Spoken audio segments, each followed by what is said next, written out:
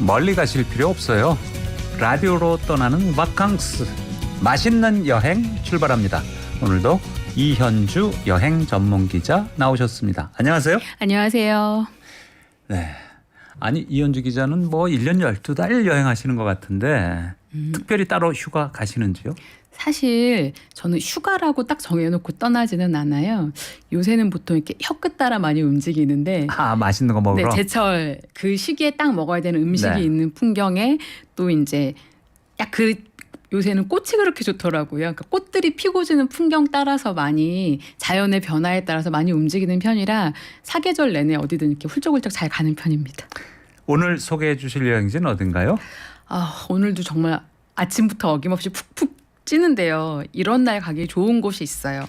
본래는 이 지역에는 선풍기랑 에어컨이 안 팔린다는 도시였는데 요 근래는 살짝 변했더라고요.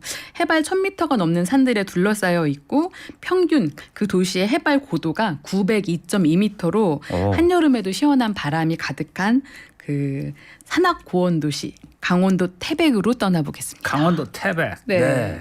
900고지. 네. 900고지면 선선해야 마땅한데. 네. 남산이 270m 정도 된대요. 그러니까 네. 남산의 한 3배 정도 되는 높이인 고원 도시인데. 그러네요. 네. 그래서 기사를 보니까 그저께까지만 해도 태백은 폭염이 뭐예요라고 네. 강원도가 다 폭염 지수일 때 유일하게 폭염이 특보가 안 내리지. 안 내렸었는데 오늘 하필 오늘 33도 이상 되는 폭염주의보가 오늘 하루 내렸더라고요. 네. 그런데 전국에서 폭염특보가 가장 적은 지역이 태백이기도 해요. 그래도 습도나 이런 거 비교가 안 되죠. 그렇죠. 다른 네. 낮은 지역. 맞아요. 보통 우리가 옛날부터 700고지만 돼도 해발 700만 넘어도 여름에 선선하다고. 맞아요. 평창이 700고지거든요. 예, 평창에 가서 휴가 가서 잘 때 뭐 전화해요. 어제 추워서 이불 꼭 뒤집어 쓰고 잤어. 뭐 이러면서 서울에 전화했고 약 올리고 막 이런 사람이 있었어요. 태백은 특히 어쨌든 저녁이 되면 열대야가 없거든요. 저녁이 되면 20도로 선선해지니까. 그렇죠. 그래서 그래도 한 여름에 그 어느 지역보다는 선선한 지역이니까 여름 휴가지로 괜찮지 않을까 싶습니다. 태백시가 그러니까 그 강원도의 거의 남쪽 끝이잖아요. 경상북도 그렇죠. 봉화군하고 맞닿아 있고 말이죠. 네, 맞아요. 근데 여기 태백산맥 줄기가 이제 뻗어나가는 지역인가? 정확하게는 태백산맥은 한반도의 등줄기인데 네. 그 북한의 강원도 원산시에서 부산까지 이어지는 600km의 그 커다란 산맥이에요. 태백산맥이 부산까지 이어진다고 봐야 됩니까? 네. 원산에서 쭉 이어지는데 그 중심에 태백산맥의 중심이라고 할 수 있는 태백산이 있는데 태백산은 많은 분들이 아시겠지만 우리 민족의 시조인 단군의 아버지인 환웅이 하늘에 내려와서 나라를 세운 천재단이 있잖아요. 네. 그래서 약간 민족의 영산이라 불리는데 이 태백에는 민족의 영산인 태백산도 있고요. 그다음에 태백산맥이 흐르고 있고 또 하나 낙동강의 발원지인 검룡소와 우리가 매일 만나는 한광의 발원지인 황지연못도 있어서 약간 이 한반도의 산수가 시작되는 곳이라고 볼 수 있어요. 남한의 가장 큰 두 강, 한강과 낙동강의 원류가 태백에서 시작이 돼요. 발원지가 네. 태백이다. 태백입니다. 네. 대단합니다. 한반도의 산과 강이 시작되는 곳이네요. 네. 그러면 태백 안에서 첫 여행지는 어딘가요? 오늘 처음 만날 곳은요. 푸른 산줄기 아래 아름다운 꽃마을을 품고 있는 태백 구아우 마을로 떠나보겠습니다. 한국말이에요? 구아우? 구아우 마을이에요. 이 마을은 국내에서 해바라기가 가장 흐드러지게 피는 꽃인데 푸른 산줄기 아래 정말 노란 꽃물결의 바다가 있는 곳이에요. 매년 여름이면 지금이 한창인데 800m 고원에 100만 송이의 해바라기가 피어 있습니다. 해바라기가 한꺼번에 쫙 100만 송이가 엄청나죠. 그렇죠. 그게 또 파란 하늘 아래 푸른 능선 아래 그 아래 구릉지대에 착 펼쳐져 있다고 생각해 보세요. 그 색만 봐도 그냥 힐링이 되겠죠. 1970년 영화 해바라기 이태리 영화 생각나는. 그렇군요. 제가 보지를 못했습니다. 구와우 마을 이름이 재밌어요? 그렇죠. 약간 이색적인데 이게 한자로 표기한 건데요. 9구자에 누라자에서 90마리의 소가 배불리 먹고 평화롭게 누워있는 형상의 마을이라 그래서 구아우 마을이라고 불러요. 누워있는 9마리의 소. 배부른 소 이렇게 예. 네. 그래서 그 구릉지대인데 본래 이 일대는 그 고랭지 배출밭이었대요. 근데 관광객 유치를 위해서 해바라기를 심고 해바라기를 심기 시작하면서 국내 최대의 해바라기 꽃밭이 되었어요. 네. 그래서 국내에서 처음으로 해바라기 축제를 열기 시작한 곳도 이 마을이에요. 일단 마을에 딱 들어서면 그냥 약간 뭐 큰 밭 작은 밭 나뉘어 있고 길만 이렇게 나뉘어 있긴 하지만 정말 그 노란 해바라기들이 그 아직 뭐 개화한 꽃도 있고 이제 피어나는 꽃도 있는데 지천에 널려 있어요. 대단하겠네요. 그냥 장관이겠어요. 그 길만 쭉 따라 걸어도 약간 무슨 그림 속을 걷는 느낌도 되게 들고요. 그리고 이렇게 보다 보면 해바라기가 피고 지는 시기가 다 똑같지가 않거든요. 네. 그래서 다양한 표정의 해바라기를 보실 수 있어요. 네. 비 오는 날은 비 오는 대로 처연한 모습, 안개 낀 날은 약간 희미하게 웃는 모습, 해가 반끝한 날은 정말 해가 그 해바라기가 햇살처럼 방긋 웃는 모습, 네. 다양한 모습들을 볼 수가 있고요. 또 이 해바라기가 고랭지에서 자랄 만큼 까다롭지 않다 보니까 강이 나거든요. 여름에 점점 쭉쑥 자라요. 네. 그래서 정말 한여름에는 발꿈치를 들듯이 쑥 자라는데 제가 그 속에 들어가면 제가 보이지 않을 정도로 해바라기들이 저보다 큽니다. 네. 네. 거의 뭐 사람 키보다 더 크게 자라죠. 네. 네. 그리고 이곳에서 지금 지난달 말부터 오는 8월 15일까지 해바라기 축제도 진행되고 있어요. 네. 특별한 이벤트가 있다라기보다는 해바라기 밭을 따라서 이제 조각 작품들이 전시되어 있고 꽃들이 지금 한창 피어 있는 시기이니까 이곳에 가셔서 또 해바라기의 꽃말이 기다림이래요. 기다림. 활짝 피어서 지금 여행자들을 기다리고 있으니까 시원한 그 구릉지대에서 해바라기 꽃 보시면서 그러니까 인생샷 남기셔도 좋을 것 같아요. 네. 네. 정말 멋있습니다. 해바라기. 네. 해바라기 이름 자체가 네. 해를 따라서 이 꽃이 이렇게 움직인다는 거 아닙니까? 그렇죠. 해가 뜰 때부터 네. 이제 동쪽을 보다가 해가 이제 질 때 서쪽 보고. 그러면 이런 모습을 관찰할 수 있나요? 제가 오후에 갔었는데요. 해바라기들이 그 이렇게 서쪽을 향해 가야 되잖아요. 네. 고개가 다 핀 꽃들이 동쪽에 고정되어 있더라고요. 그러니까 해바라기 꽃이 해를 따라간다는 말은 그 네. 상식은 반은 맞고 반은 틀려요. 저 거기서 이제 설명을 들었는데 그 본래 이렇게 해바라기라고 이름을 한 거는 중국어 이름 향일규를 그대로 우리말로 풀어 쓰면서 해바라기가 된 거고요. 네. 실제로 약간 태양의 기온을 받아들이는 해바라기는 실제 해를 따라가긴 하는데 그게 꽃이 피기 전까지만이에요. 그러니까 꽃봉오리를 피우는 영양소 합성을 위해서 줄기의 윗부분이 해를 따라가지만 꽃이 피고 나면 동쪽에 고정이래요. 완전히 다 피고 나면. 네.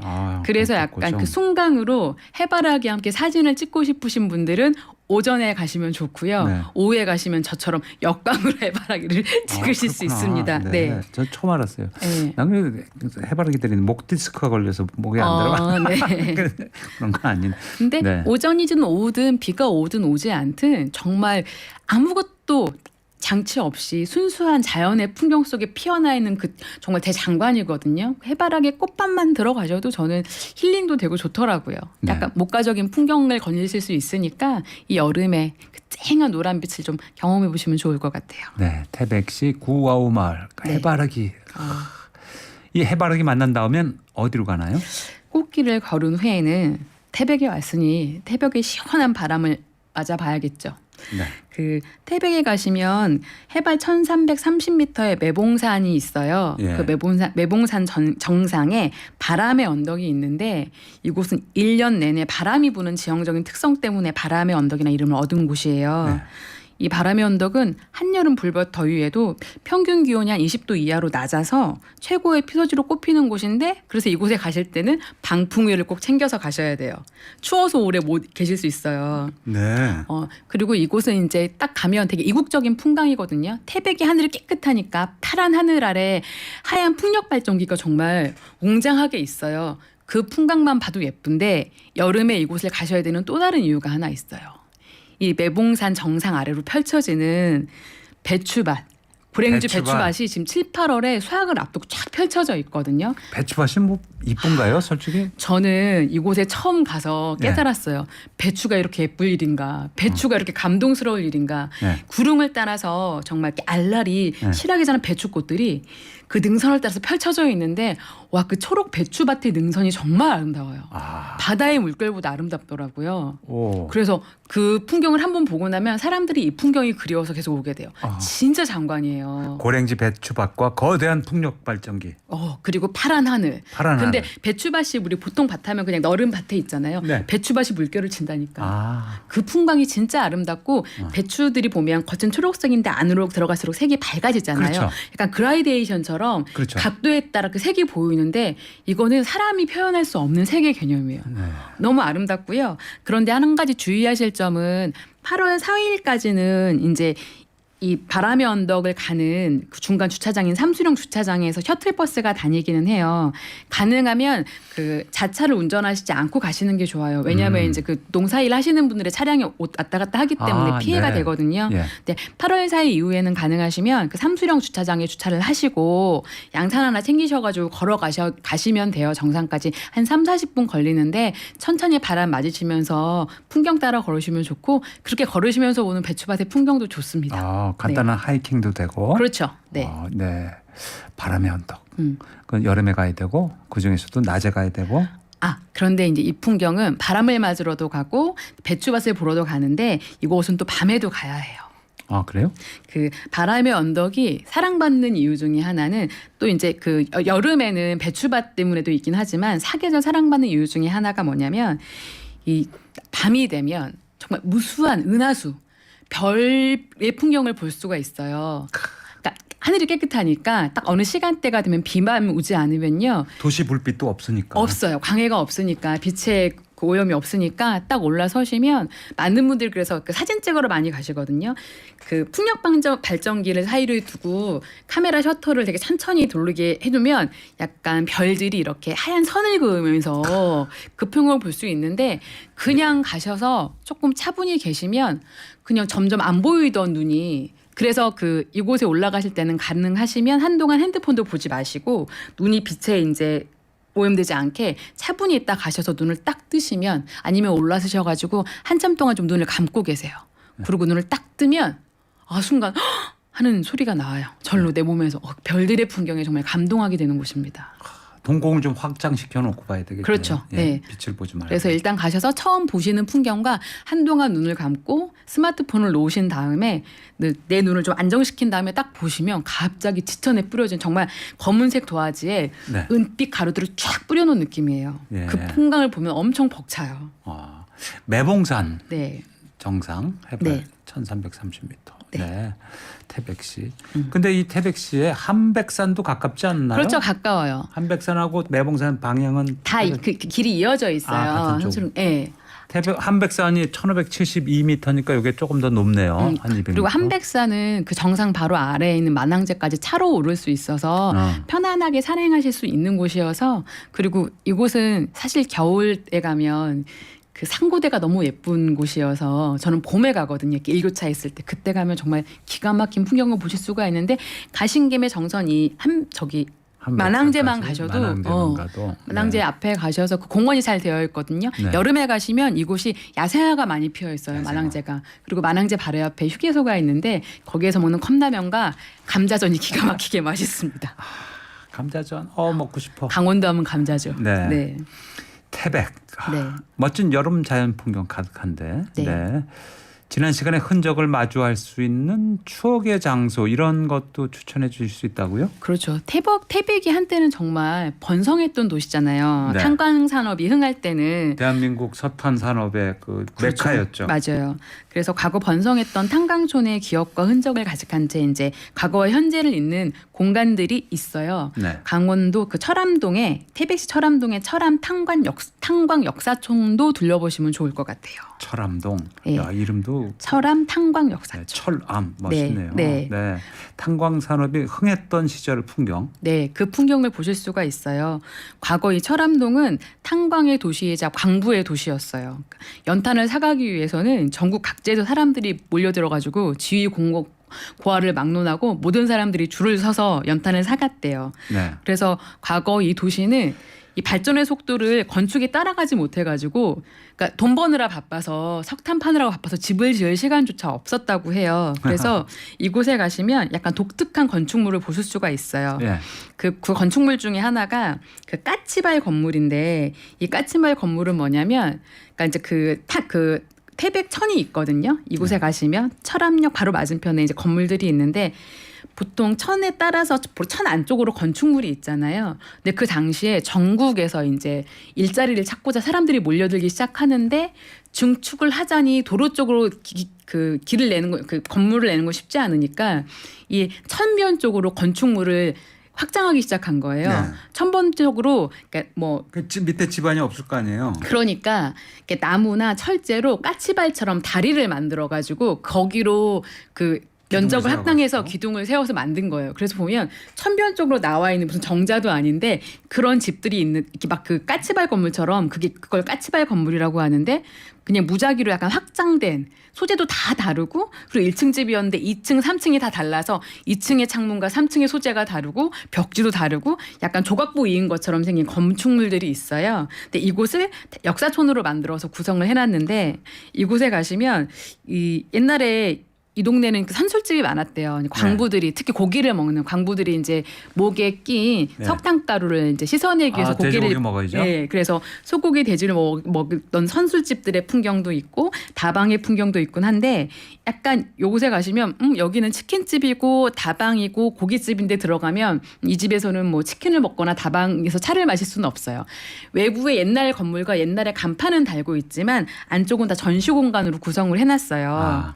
그래서 약간 겉에서 보면 아슬아슬 위태로운 까치발 건물인데, 안으로 들어가면 한 층 한 층을 이제 과거의 시대상을 볼 수 있는, 약간 그 정말 석탄 산업이 흥했을 때 그 풍경들을 마주할 수 있는 풍경들이 있는데, 옛날에 태백이 얼마나 흥했냐면 왜 지나가는 개도 10,000원짜리 물고 다닌다고 할 정도로 네. 그랬고, 그 시절에 컬러 TV 집집마다 컬러 TV가 없는 집이 없었다고 해요. 실제로 80년대 초에. 네, 70, 80년대. 그러니까 그런 풍경들을 보실 수 있는 그런 약간 옛스러운 풍경들이 그 안에 세트장처럼 준비되어 있어서 그곳에 가시면 사진 찍기도 재밌고, 저는 오랜만에 연탄하고 이걸 보는데 저 어릴 때도 연탄 썼거든요. 그럼요. 우리 다 연탄 썼죠. 네, 9공탄, 19공탄. 맞아요. 그런 풍광들이 있어서 가족분들끼리 이렇게 가시면 추억 얘기하기도 좋고, 아이들은 되게 신기해하면서 네. 그러니까 우리의 지난 역사, 근대의 시간을 맞이할 수 있어서, 그러니까 자연의 풍광과 더불어서 약간 이런 것도 또 보시면 재밌을 것 같아요. 그리고 여름에 가면 시원하고 시원하고. 태백시가 900고지니까 말이죠. 그리고 태백시는 그렇게 막 차가 막 이렇게 가기가 좀 어렵긴 하지만 그렇게 막 교통이 번잡하지가 않아서 여름철에 차 막히고 이런 게 좀 힘드신 분들은 다니시기 되게 좋은 것 같아요. 오히려 좋겠죠. 네. 그리고 어디를 가든 해만 피하면 시원합니다. 네. 네. 그렇죠. 뭐 캘리포니아도 아니고 뭐 더 좋네요, 여기가. 그리고 그냥 눈이 되게 시원해요. 어디를 가나 초록초록한 산들이, 보통 서울에서나 도심에서는 건물들 때문에 산이 보이지 않잖아요. 근데 하늘은 파랗고 푸른 산들이 지천에 있어서 그냥 눈도 쉬어지는 느낌이 들어서, 이 여름에는 산으로 둘러싸인 우리나라의 큰 물줄기의 원료가 된 곳에 가시면 좋겠고, 또 가시는 김에 아까 말씀드린 검룡소나 황지연못 가시면 아주 큰 기대를 안 하시고 가시면 뭔가 크게 웅장하게 있을 것 같지만 되게 소박하게 있거든요. 네. 근데 저 작은 데서 이렇게 물줄기가 시작된다는 것도 재미있어요. 네. 네. 자, 매주 목요일은 이현주 여행 전문 기자와 함께 맛있는 여행 떠나고 있는데요. 오늘은 강원도 태백시를 둘러보고 있습니다. 네, 태백시. 저녁 안 드신 분들 더 힘들어지실 것 같은데 침이 저절로 꿀꺽 넘어가는 시간, 먹방입니다. 태백시 가면 뭘 먹어야 되겠습니까? 먼저 태백에서 제가 만난 밥도둑을 먼저 소개할까 합니다. 이열치열 음식이에요. 네. 촛땡 고갈두라는 매콤하고 중독성 있는 양념에 버무려진 조림 전문점인 건데요. 고등어, 갈치, 두부 조림이 메인인 식당이에요. 네. 일단 맛있는 조림의 양념과 하얀 쌀밥이 만나면 네. 이보다 더 아름다울 수 없는 밥도둑은 없잖아요. 그런 집입니다. 저는 이 집에서 왜 이렇게 공깃밥이 작고 적지라는 경험을 그렇게 보이는 매직을 경험을 했어요. 일단 이 집은 딱 나올 때 뚝배기에 바글바글 나오거든요. 네. 그 막 올 때 그래서 마지막까지 따뜻하게 먹을 수 있는데, 이 뚝배기가 테이블에 딱 놓이면 먼저 매콤한 향과 그 빨간색 그 양념이 자극해요. 그래서 맵고 뜨거운 음식 좋아하시는 분들은 막 이렇게 너무 약간 흥분하실 정도의 비주얼이에요. 이걸 딱 떠서 맛을 보면 생각보다 그러니까 진하고 약간 매콤하긴 한데 짠 느낌은 아니에요. 네. 그런데 굉장히 깊이가 있어요. 그리고 정말 이 집에 처음 가서 보통 왜 상가 식당들 가면 한식집 가면 막 밑반찬 쫙 깔아줄 것 같은데 이 집은 간소하게 한 4-5가지 찬이 나오는데 예. 막상 이 조림이 나오기 시작하면 그 반찬은 필요가 없습니다. 그냥 하얀 쌀밥과 이 조림의 결투가 시작이 돼요. 이곳의 조림은 갈치조림, 고등어조림, 두부조림인데 그 고등어조림은 시래기를, 갈치조림은 무를, 두부조림은 우렁과 애호박을 넣어서 자글자글 조로 만들어요. 일단 뚝배기에 나오니까 마지막까지 따뜻하게 먹을 수 있는데 이 집이 약간 단점이라면 매운 음식들이기 때문에 호불호가 조금 갈려요. 아, 맵군요, 좀. 네, 그래서 약간 매운 음식 못 드시는 분들은 좀 덜 맵게 해주세요라고 요청을 할 수 있긴 하지만 기본적으로 양념이 매콤하기 때문에 약간 매운 거를 힘드신 분들은 좀 어려울 수 있는데 매운 걸 좋아하시는 분들, 적당히 좋아하시는 분들은 이 자극적인 맛 때문에 약간 중독성이 있어서 저도 가끔 이렇게 매운 음식 먹고 싶다 할 때 불현듯 이 집이 생각날 정도예요. 네. 그래서 한번 맛을 보면 계속 떠올리는 집이에요, 이 집은. 태백 산골에서 생선 조림이라. 그리고 이 집에선 약간 이렇게 주문하는 게 불문율이에요. 생선조림 2인분에 두부조림 1인분 무조건. 그렇게 같이 먹어야 궁합이 맞아요. 그래서 공깃밥은 뭐 플러스 알파로 다 드시는데 네. 저는 생선조림도 좋은데 두부조림이 기가 막혀요. 그 뚝배기에서 딱 네. 나오는데 왜 두부가 뚝배기 열기 때문에 파들파들 떨면서 나오거든요. 그러고 나서 딱 두부를 딱 떠보면 두부의 그 모공 사이사이에 양념이 딱 배어 있어서 두부조림은 사실 밥 없이 네. 두부를 이렇게 으깨서 양념과 같이 퍼 드시면 기가 막혀요. 강원도에 이런 데 가면요. 보통 네. 공장 두부 쓰는 데가 별로 없고요. 그쵸, 다 대부분. 근처에서 콩 재배해서 맞아요. 다 콩 갈아서 만들잖아요. 그래서 강원도 맛이 가시면 달라요. 이 완전 고소함이 달라요, 달라요. 두부가. 이 고소함이 이 매칼한 양념과 딱 어우러져가지고 기가 막히고 또 생선도 보통 못하는 집 가면 생선 비린내 나잖아요. 이 집은 기본적으로 쌀뜨물이랑 소주로 그 비린 맛을 다 없앴대요. 거기에다가 우려낸 육수로 또 기본 양념을 하기 때문에 매칼하고 중독적이긴 하지만 깊이 있는 맛이니까 깊이 있는 이열치열 밥도둑 만나고 싶으신 분들은 이곳에 가시면 돼요.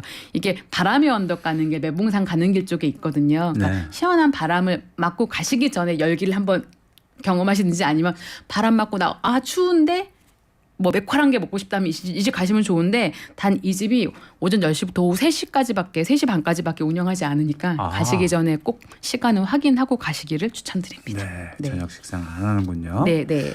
그 다음에는 어떤 맛집입니까? 일단 태백 가면 어느 지역이든 가면 그 중에서 가장 유명한 음식이나 식당들이 여기저기 많이 붙어 있어서 왠지 그걸 먹어야 될 것 같은 사명감에 좀 시달리는데 태백에 가면 무조건 실비집이라는 곳은 가야 될 것 같은 느낌이 들어요.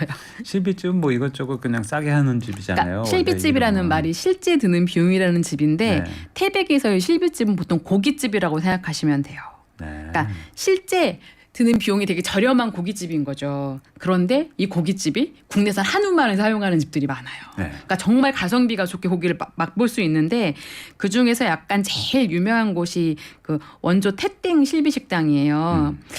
가격 가게마다 좀 차이가 있긴 하지만 이런 식당들에 가면 보통 180g에서 200g 정도 되는 한우의 가격이 34,000원 선이에요.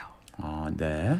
보통 서울에서 고급집 가면 150g에 막 5, 6만 원씩 하잖아요. 그렇죠. 그런데 그거보다 그 반값에 맛있게 들 수가 있고 양도 훨씬 많아요. 네. 그리고 보통 가면 꼭 있는 게 이 경북 지역은 유독 경북과 이 강원 태백 이쪽 지역에서는 갈비살을 그렇게 많이 드시나 봐요. 그러니까 갈비살이 좀 특화되어 있어요. 뭐 제비추리, 찰지살 다 있긴 하지만 갈비살이 특화되어 있는데 그래서 그 어느 지역보다 갈비살을 맛있는 갈비살을 고급진 갈비살을 드실 수가 있대요. 왜냐하면 보통의 갈비살을 내는 집들은 생갈비를 그 정육한 다음에 나머지 살을 갈비살 그 구워 먹는 용으로 내놓는데 그렇죠. 태백 지역 같은 경우에는 정말 갈비살을 먹기 위해서 고기를 정육하기 때문에 고품질의 갈비살을 맛보실 수가 있는데 또 하나 매력 있는 건 태백은 석탄의 도시잖아요. 네. 저는 진짜 고기는 연탄불구이를 진짜 좋아하거든요.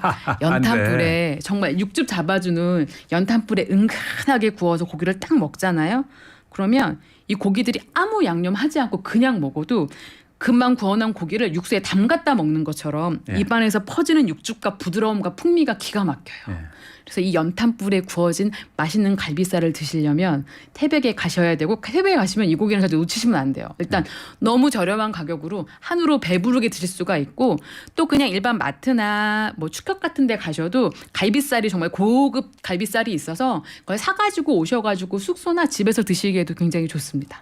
네. 그리고 그건 진짜 확실한 것 같아요. 지금 네. 말씀해 주신 것 중에 대도시에서 먹는 갈비살은 네. 생갈비하고 난 짜투리 고기잖아요. 맞아요. 근데 태백의 갈비살은 본 갈비살로 그걸로 예. 대주기 때문에 뭐 완전히 다르겠죠. 그래서 그러면. 나 갈비살 별론데 뭐 살치 이런 거 먹을래 하다가 태백에서 갈비살을 탁 먹고 네. 나면 이 격이 달인 갈비살의 고소함과 쫄깃함에 그렇겠네요. 네. 그래서 딱 태백에 가시면 꼭 이 갈비살로 약간 한우 갈비살을 연탄불에 구워서 태백에 왔으니 연탄불을 한번 마주해야죠. 실비집이란 이름의 식당들. 그러니까 대부분의 중에서. 고깃집들이 네. 실비가 붙어 있는데 네.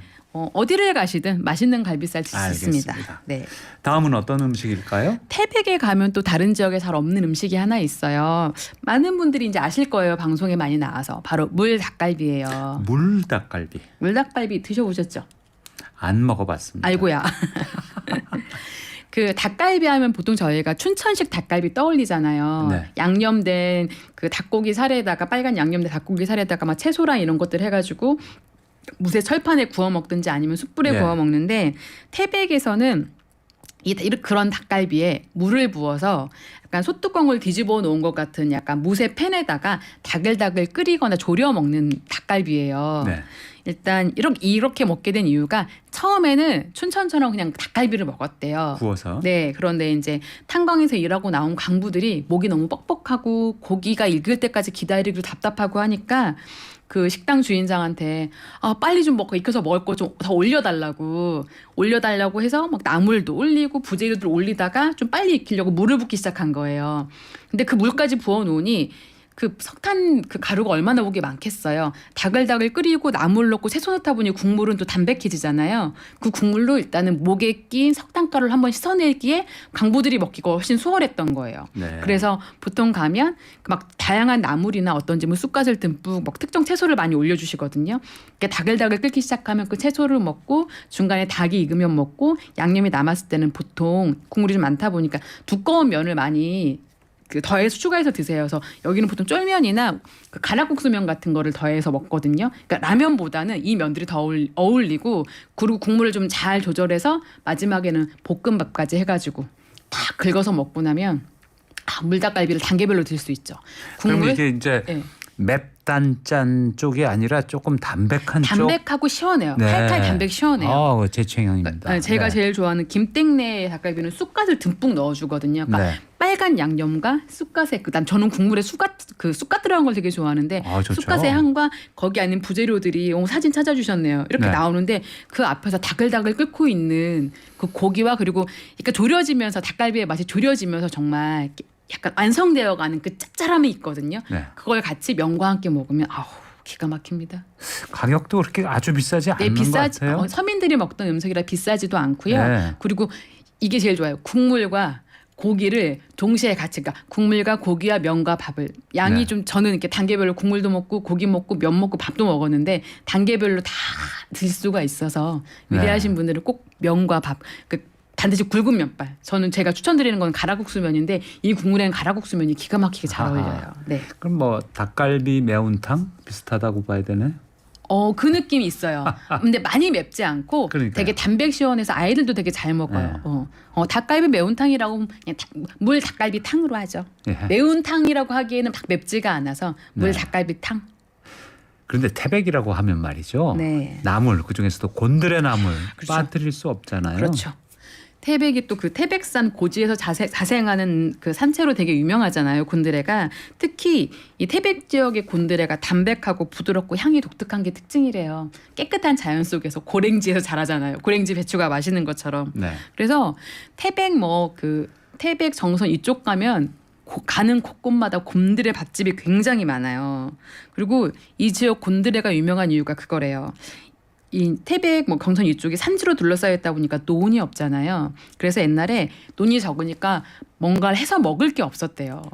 뭐 농사를 지어서 먹을 게 없는데 산의 지천으로 나는 나물을 캐서 먹다가 보니 곤드레를 발견하게 됐는데 보통 아무리 좋은 산나물이라도 지속해서 계속 먹으면 약간 독성이 있어서 몸에 좋지 않은데 네. 곤드레는 지속해서 꾸준히 먹어도 약간 탈나는 일이 거의 없었다고 해요. 그래서 밥에도 나물에도 다양한 뭐 부재료를 넣어서 먹는데 그래서 약간 건강에도 좋고 또 곤드레를 넣은 나물 먹으면 그 특유의 구수함과 사근사근한 식감 때문에 좋은데 보통 다 곤드레로 가면 밥 드시잖아요. 곤드레 비빔밥이나 곤드레 돌솥밥. 제가 추천드리는 곳은 곤드레 감자탕밥집을 추천드려요. 네. 곤드레로 하는 찬땡네 감자탕집인데 이 집은 뭐 태백이랑 정선이랑 그 지역에 몇 군데 지점이 있더라고요. 그냥 기본적으로 저희가 아는 감자탕에 곤드레랑 시래기가 들어가는 거예요. 보통 뭐 깻잎 넣고 막 버섯 넣고 하잖아요. 이곳에는 돼지 등뼈에다가 감자는 들어가고요. 고랭지에서 자란 시래기와 고랭지에서 자란 곤드레를 넣어요. 근데 이 시래기와 곤드레를 자연 동결 건조를 해요. 공장에서 이렇게 말리는 게 아니라. 그래서 매년 10월, 11월에 그걸 다 수거해서 녹였다 얼리기를 반복해가지고 만들어서 유독 부드럽고 고소해요. 제가 감자탕 좋아하는데요. 네. 이렇게 채소를 이렇게 넣으면 아주 또 독특한 맛일 것 같으네요.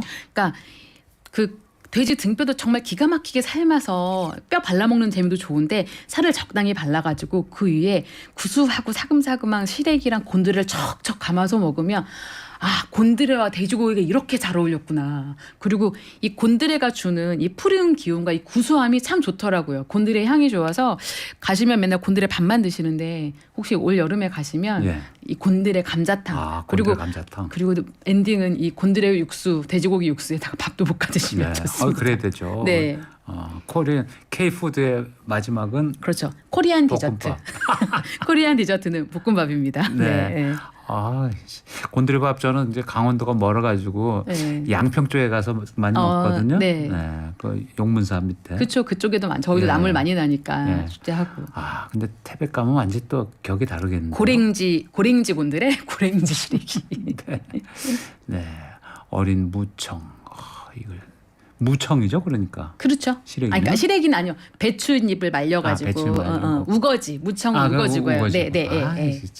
맨날 들어도 잊어버려요. 네. 네, 오늘 태백시 구경 잘했고요. 태백시의 맛집들 소개해 주셨습니다. 7383님이 이런 문자 주셨어요. 고향이 강원도 정선 한백이어서 오늘 작가님 이야기 듣는데 유년 시절 기억이 새록새록 나네요. 가끔 이쪽으로 갈 때 어린 시절 기억을 떠올리는데 태백의 해바라기 축제, 탄광 이야기 감사드려요. 그 시절 돈이 넘쳐서 강아지도 입에 돈 물고 다닌다는 말이 있었는데 기억 속에 넣어둔 유년 시절 추억 떠올리게 해주셔서 감사합니다. 한편에 약간 감상문을 써주셨네요. 방송에 대한 감사합니다. 네, 7383님 사연 주셨습니다. 감사의 뜻으로 주셨네요. 이현주 여행 전문 기자님께서 강원도 태백 맛있게 소개해 주셨습니다. 오늘 소개한 여행지와 맛집 정보는 저희 프로그램 홈페이지 선곡표 게시판에 올려두겠습니다. 궁금한 분들 참고하시면 좋겠습니다. 태백, 그런데 여기가 말이죠. 10년 전에 인구가 한 4만 8천 명이었는데 지금 3만 8천 명으로 줄었어요. 10년 사이에 10,000명이 줄었네요. 그래가지고요. 그래서 저는 약간 그런 궁금증도 들었죠. 인구가 3만 8천 명인데 시가 유지가 되나? 그러게요. 유지가 될 수 있으면 좋겠는데. 그래서 굉장히 여러 가지 노력하고 있는데 해바라기 그 마을 구아우 마을 그것도 참 이제 아이들 잘 내서 관광으로도 좋고 거기 또 아까 말씀해 주셨는데 그 산 꽃들 들꽃들 야생화 좋죠. 야생화들 엄청나다면서요. 그렇죠. 태백에. 운탕고도 길도 그렇고요. 아까 말씀드린 만항제가 지금 가면 야생의 꽃밭이 되게 좋아요. 약간 꼭 가는 길이 조금 불편하다 멀다 뭐 이렇게 생각하실 수 있겠지만 요즘은 꼭 그렇지도 않잖아요. 그러니까 쉬엄쉬엄 드라이브 삼아 어느 순간 그쪽 가는 길 가다 보면 사방이 산이다 보니까 약간 우리나라는 산이 많으니까 산을 보면서 천천히 여유 갖고 드라이브하기도 굉장히 좋고 중간중간에 쉬어 가시면서 목적지만 향해 가지 마시고 그 가는 여정 자체를 조금 즐기시면 덜 힘들지 않으실까 싶어요. 네. 그러니까 태백시를 주변을 이렇게 둘러보니까요. 네. 삼척, 영월, 정선. 맞아요. 다 이어서 가니까 그다음에 남쪽으로는 경상북도 봉화. 봉화. 이렇게 딱 둘러싸여 있더라고요. 맞아요. 예, 그러니까 영월로 해서 이렇게 넘어가면 되는 거고. 그러니까 정성 정선. 태백 영월은 하나의 약간 생활권 그렇죠. 영화권이라고 여행권이라고 보시면 될 것 같아요. 옛날부터 뭐 국회의원 선거구도 그렇게 네. 묶여져 있어. 그렇군요. 그런 것도 있죠. 네. 그리고 요새 촌캉스도 많이 하고 그리고 요새 약간 뭐 총캉스가 뭐죠? 그 시골집에 가서 촌캉스도 촌캉스. 많이 네. 하시고 예. 또 이제 뭐 4도 3촌, 뭐 5도 2촌 해가지고 5일은 도시에 2일은 시골에 막 이렇게 자연의 풍경 속에 있는 일상들을 많이 보내시는데 기차를 타고 그렇게 오가시면서 태백이 그러기에도 되게 좋은 것 같아요. 그러니까 인구가 많이 떠났다면 빈 집이나 약간 이제 사람들이 그 떠나간 공간들을 좀 활용을 해가지고 그런 곳들을 만들면 좋지 않을까 싶어요. 네.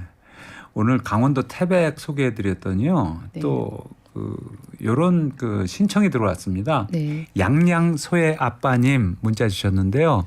현주님 잘 듣고 있습니다. 아우. 양양도 한번 점점점 슬슬 송이철이 다가옵니다 해주셨어요. 그렇죠. 가을 되면 양양 해야죠. 저 양양 좋아합니다. 양양소의 아빠님이 네. 경기도 광주에서 버스 기사 기사님이시구나. 님이신데 네. 저희들 문자 자주 보내주세요. 네. 제가 꼭 양양 신나고 즐거운 곳들 맛있는 곳들 쫙 모아가지고 네. 올 가을에 송이철에 저를 가을이면 꼭 가거든요. 왜냐하면 제가 맨날 그 한계령 넘어가지고 거기 있는 흘림골이랑 네. 주정골 계곡 단풍 보는 걸 되게 좋아해서 거기 갔다가 꼭 송이전골이나 송이밥 먹고 그러고 나서 양양 떡마을 들렸다가 이렇게 바다로 넘어가거든요. 네. 제가 올가을에 꼭 준비하겠습니다. 송이버섯 그 좋죠. 귀한 그 향. 유일하게 살아있는 나무에서 자생하는 그 버섯이 송이잖아요. 네. 그 향은 정말 그윽합니다. 네. 네. 오늘 좋은 얘기 잘 들었습니다. 이현주 기자님 고맙습니다. 고맙습니다. 네.